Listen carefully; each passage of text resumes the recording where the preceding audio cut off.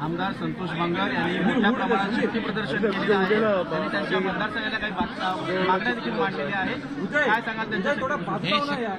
संतोष बांगर आमदार आणि त्यांचे सर्व पदाधिकारी, त्यांचे सर्व पदाधिकारी कार्यकर्ते हे शक्ती प्रदर्शन नाही आहे, हे प्रेमाचं प्रदर्शन त्यांनी घडवलेलं आहे आणि मला ते भेटायला आलेले आहेत, शुभेच्छा मला द्यायला आलेले आहेत. मी त्यांचं मनापासून या ठिकाणी स्वागत केलेलं आहे, अभिनंदन केलेलं आहे. संतोष बांगर यांची लोकप्रियता त्यांच्या मतदारसंघामध्ये किती आहे यावरून हे चित्र स्पष्ट झालेलं आहे की अगदी सर्व पदाधिकारी, सर्व लोकप्रतिनिधी आज या ठिकाणी त्यांच्या सोबत आलेले आहेत. हिंगोलीमध्ये पूर परिस्थिती असताना देखील, अतिवृष्टी होत असताना देखील एवढ्या मोठ्या संख्येने प्रमुख पदाधिकारी संतोष बांगर यांच्याबरोबर आलेले आहेत. मी त्यांचं मनापासून अभिनंदन करतो, त्यांना खूप खूप शुभेच्छा या ठिकाणी देतो आणि त्यांच्या मतदारसंघामध्ये जे काही विकास कामं असतील, जे काही समस्या असतील, जे प्रश्न असतील ते शासन पूर्णपणे सोडवेल आणि ते सोडवण्यास कटिबद्ध आहे, एवढंच मी या प्रसंगी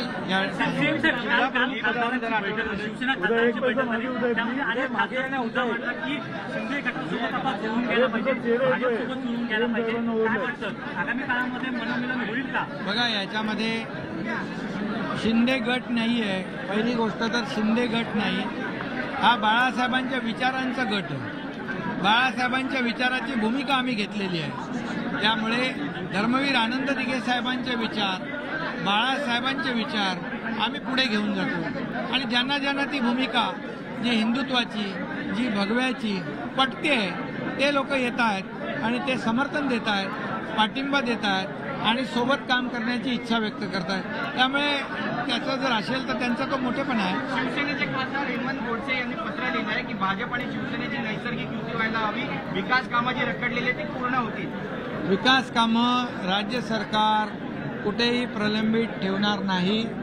मग आमदार असतील, खासदार असतील, त्यांच्या मतदारसंघामध्ये त्यांना निवडून दिलेलं जे लोकांनी त्यांना अपेक्षित असलेलं काम आमचं सरकार करेल. शिवसेना भाजपा युतीचं सरकार करेल. मी आणि उपमुख्यमंत्री DCM साहेब, देवेंद्र फडणवीस साहेब आणि आमचे सर्व सहकारी मिळून आम्ही त्यांना न्याय देण्याचं काम करू.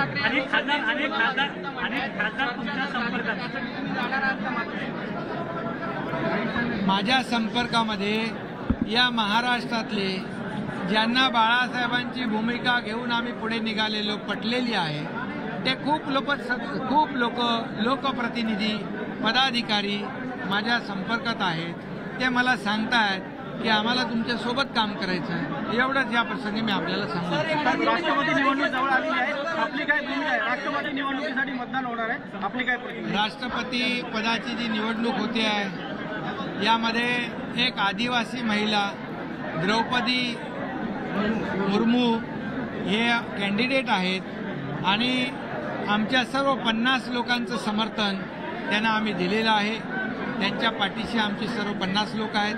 किंबहुना या महाराष्ट्रातल्या सर्व खासदारांचं देखील तेच म्हणणं आहे की एक आदिवासी महिला एक उमेदवार म्हणून या देशाचे प्रधानमंत्री नरेंद्र मोदी साहेबांनी कॅन्डिडेट म्हणून त्यांच्या मुर्मू मॅडम, द्रौपदी मुर्मू मॅडम यांना दिलेला आहे.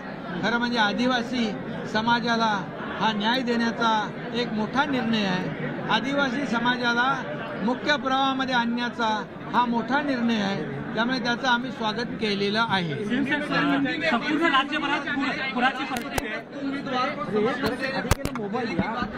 पूर परिस्थितीमध्ये मी आणि उपमुख्यमंत्री स्वतः गडचिरोलीला गेलो होतो.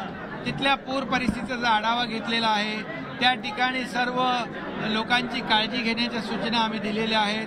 कुठेही काही कमी पडणार नाही, जीवितहानी होणार नाही याची काळजी घेण्याच्या सूचना दिल्यात. यंत्रणा संपूर्ण अलर्ट आहे. मी सकाळपासून सर्व जिल्हाधिकाऱ्यांशी बोलतो आहे. तिथे आमची यंत्रणा अलर्ट आहे.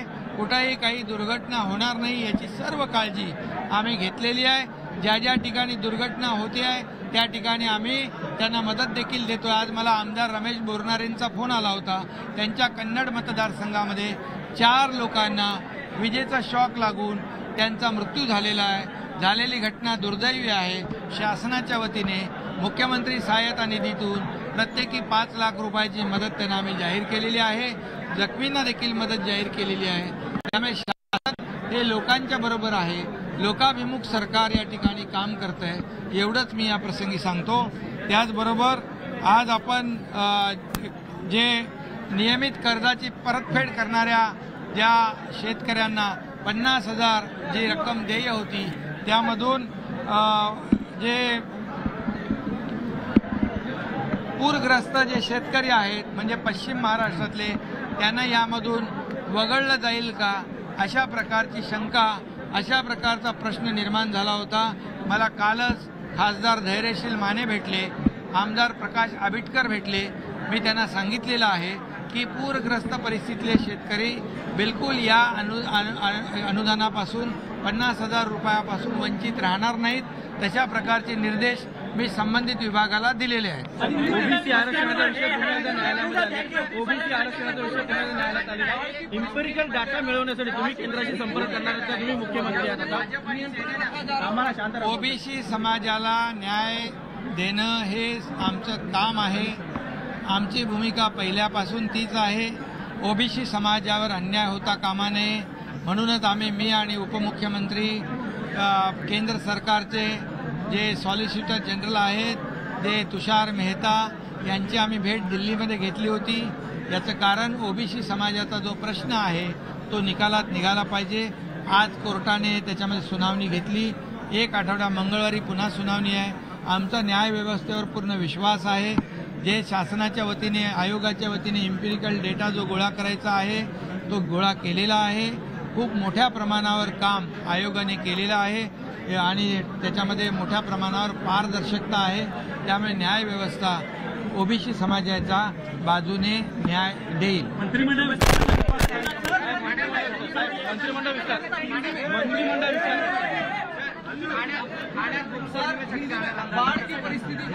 बाढ़ की परिस्थिति राज्य में उसका जायजा हम लोगों ने लिया है। मैं खुद और उप मुख्यमंत्री देवेंद्र जी फडणवीस साहब कल खुद गढ़चिरौली में गए थे। वहाँ प्रत्यक्ष वहाँ का आढ़ावा लिया, पूर्व परिस्थिति का जायजा लिया हुआ है। वहाँ पर हम लोग ने बैठक की है और उस बैठक में हम लोगों ने सभी यंत्रणा जो है उसको अलर्ट रहने की सूचना दी है। किसी भी तरह का अनुचित प्रकार वहाँ नहीं होगा। जो लोग पूर्व परिस्थिति एरिया में है, फ्लड एरिया में, उनको सेफ जगह पर लेके जाने की सूचना दी हुई है। उनके खाने पीने की सब व्यवस्था शासन के माध्यम से की जाएगी।